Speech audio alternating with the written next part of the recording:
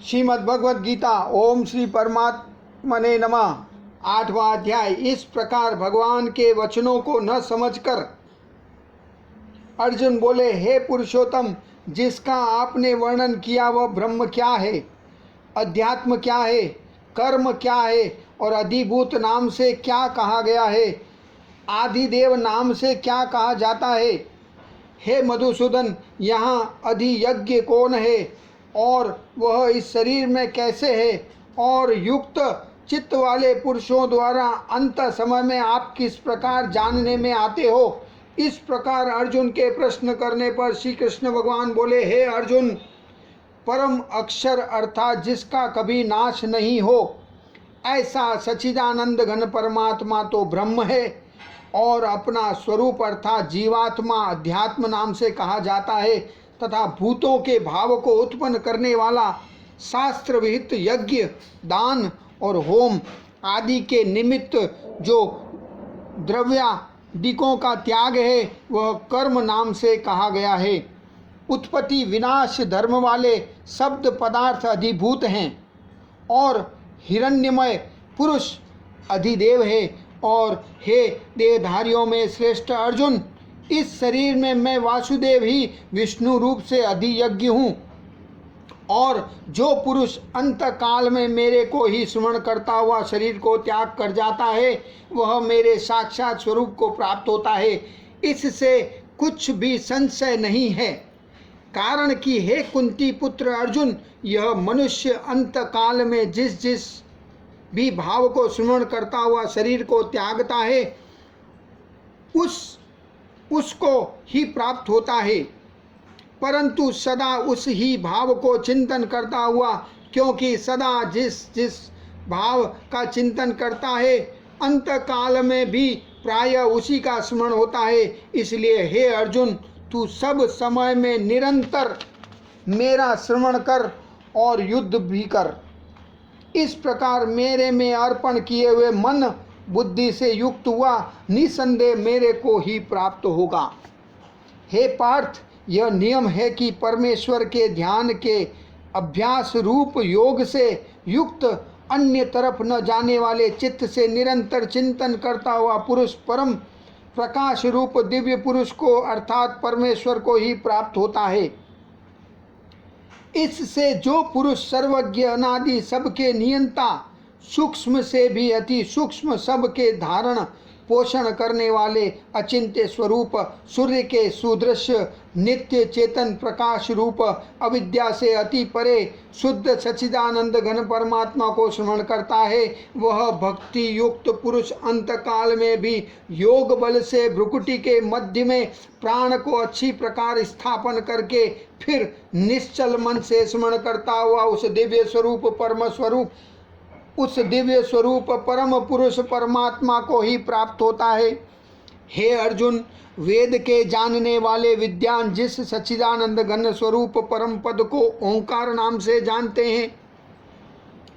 हे अर्जुन, वेद के जानने वाले विद्वान जिस सच्चिदानंद घन रूप परम पद को ओंकार नाम से कहते हैं, और आसक्ति रहित यत्नशील महात्मा जन जिसमें प्रवेश करते हैं तथा जिस परम पद को चाहने वाले ब्रह्मचर्य का आचरण करते हैं, उस परम पद को तेरे लिए संक्षेप में कहूँगा। हे अर्जुन, सब इंद्रियों के द्वारों को रोक कर अर्थात इंद्रियों को विषयों से हटाकर तथा मन को हृदय में स्थित करके और अपने प्राण को मस्तक में स्थापन करके योग धारणा में स्थित हुआ जो पुरुष ओम ऐसे इस एक अक्षर रूप ब्रह्म को उच्चारण करता हुआ और उसके अर्थ स्वरूप मेरे को चिंतन करता हुआ शरीर को त्याग कर जाता है, वह पुरुष परम गति को प्राप्त होता है। हे अर्जुन, जो पुरुष मेरे में अनन्य चित्त से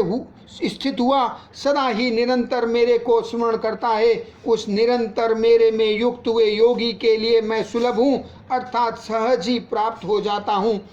वे परम सिद्धि को प्राप्त हुए महात्मा जन मेरे को प्राप्त होकर दुख के स्थान रूप क्षण भंगुर पुनर्जन्म को नहीं प्राप्त होते, क्योंकि हे अर्जुन, ब्रह्मलोक से लेकर सब लोक पुनरावृत्ति स्वभाव वाले अर्थात जिनको प्राप्त होकर पीछा संसार में आना पड़े ऐसे हैं। ब्रह्मलोक से लेकर सब लोक पुनरावृत्ति स्वभाव वाले अर्थात जिनको प्राप्त होकर पीछे संसार में आना पड़े ऐसे हैं। परंतु हे कुंती पुत्र, मेरे को प्राप्त होकर उसका पुनर्जन्म नहीं होता है, क्योंकि मैं कालातीत हूँ और यह सब ब्रह्मादि को के लोक काल करके अवधि वाले होने से अनित्य हैं। हे अर्जुन, ब्रह्म का जो एक दिन है उसको 1000 चौकड़ी युग तक अवधि वाला और रात्रि को भी 1000 चौकड़ी युग तक अवधि वाली जो पुरुष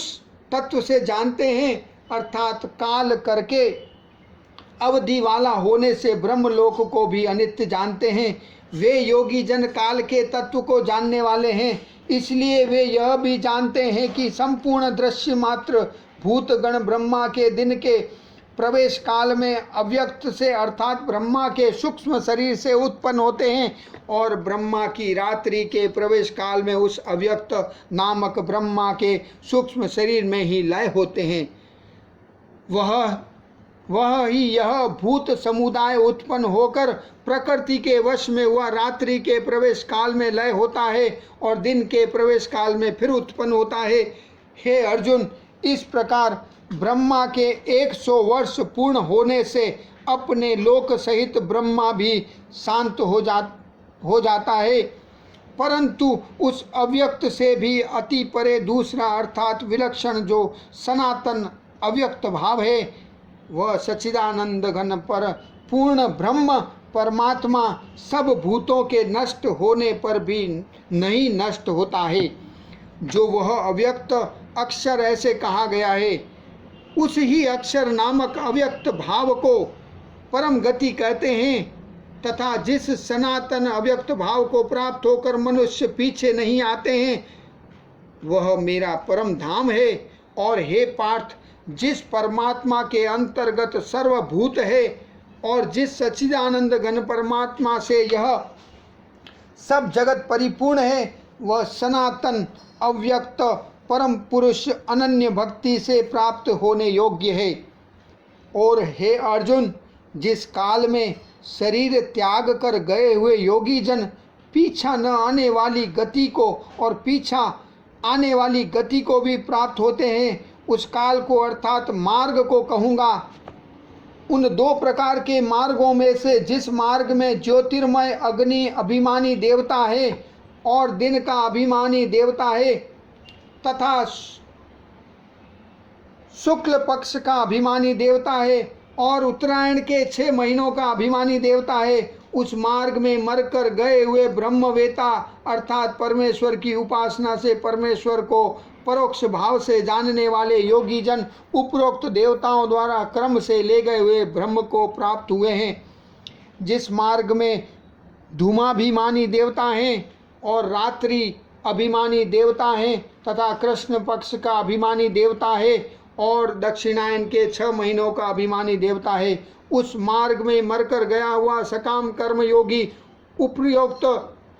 देवताओं द्वारा क्रम से ले गया हुआ चंद्रमा की ज्योति को प्राप्त होकर स्वर्ग में अपने शुभ कर्मों का फल को भोग कर पीछा आता है। क्योंकि जगत के यह 2 प्रकार के शुक्ल और कृष्ण अर्थात देवयान और पितृयान मार्ग सनातन माने गए हैं। इनमें एक के द्वारा गया हुआ पीछा न आने वाली परम गति को प्राप्त होता है और दूसरे द्वारा गया हुआ पीछा आता है अर्थात जन्म मृत्यु को प्राप्त होता है। हे पार्थ, इस प्रकार इन दोनों मार्गों को तत्व से जानता हुआ कोई भी योगी मोहित नहीं होता है अर्थात फिर वह निष्काम भाव से ही साधन करता है, कामनाओं में नहीं फंसता। इस कारण हे अर्जुन, तू सब काल में समत्व बुद्धि रूप योग से युक्त हो अर्थात निरंतर मेरी प्राप्ति के लिए साधन करने वाला हो। क्योंकि योगी पुरुष इस रहस्य को तत्व से जानकर वेदों के पढ़ने में तथा यज्ञ तप और दानादिकों के करने में जो पुण्य फल कहा है उस सब को निस्संदेह उल्लंघन कर जाता है और सनातन परम पद को प्राप्त होता है। इति श्रीमद् भगवद गीता रूपी उपनिषद एवं ब्रह्म विद्या तथा योग शास्त्र विषयक श्री कृष्ण और अर्जुन के संवाद में अक्षर ब्रह्म योग नामक 8वां अध्याय